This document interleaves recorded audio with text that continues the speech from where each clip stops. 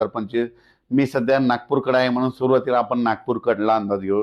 तर नागपूरकडल्या म्हणजे पूर्व विदर्भ, नागपूर पूर्व विदर्भात येते. पूर्व विदर्भातल्या शेतकऱ्याला सांगू इच्छितो की वर्धा, नागपूर, भंडारा, गोंदिया, चंद्रपूर, यवतमाळ या भागातल्या शेतकऱ्याला सांगू इच्छितो की तुमच्याकडं आज 15 सप्टेंबर, 16 आणि 17 आणखीन 3 दिवस जोराचा पाऊस पडणार आहे. दररोज वेगवेगळ्या तालुक्यात वेगवेगळ्या जिल्ह्यात पडणार आहे. म्हणून हा नागपूरच्या पूर्व विदर्भातल्या शेतकऱ्यांनी हा अंदाज लक्षात घ्यायचा. त्याच्यानंतर काय करू आपण, पश्चिम विदर्भाकडे बघू.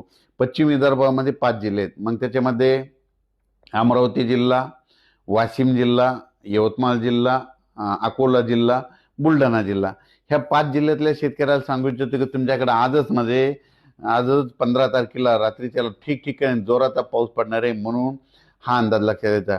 आणि त्याच्यामध्ये झालं तर पश्चिम विदर्भामध्ये ह्या जिल्ह्यामध्ये शेगाव, अकोला जिल्ह्यामध्ये एक शेगाव तालुका आहे, शेगाव खामगाव. आणि ह्या खामगावमध्ये काय झालं, काही भागामध्ये पाऊस कमी आहे. तर आज चांगला पाऊस पडणार आहे. या 15, 16 आणि 17च्या दरम्यान खामगाव ते शेगावच्या दरम्यान चांगला पाऊस पडणार आहे. म्हणून खामगावच्या शेतकऱ्यांनी हा देखील अंदाज लक्षात घ्यायचा. त्याच्यानंतर तुम्हाला सांगतो बुलढाणा जिल्ह्यामध्ये काही आणखी कमी असणारा पाऊस म्हणजे कुठं नांदुरा तालुका, तिकडे घाटाच्या खाली काही भागामध्ये कमी पाऊस आहे.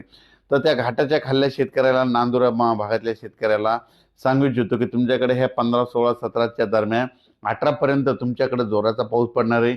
दररोज वेगवेगळ्या भागात पडणार, पण चांगला पाऊस होणार आहे. म्हणून हा अंदाज लक्षात घ्यायचा. म्हणजे सांगायचं झालं तर पश्चिम